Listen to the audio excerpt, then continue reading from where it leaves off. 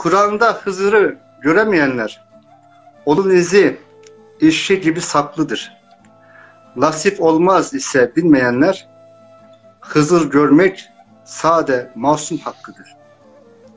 Musa ile Salih kul kıssasında peygamber irşadın edecek halde bir yola çıktılar gerçek deminde, yolda gördükleri Musa hakkıdır.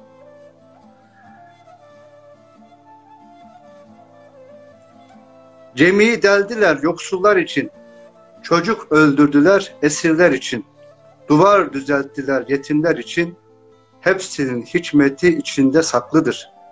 Diğer bir anlatı 3 gün oruçtur. Ali Fatıma ile kabil kurmuştur. Evladın şifası için tutmuştur. Oğulların tutku haktan tatlıdır.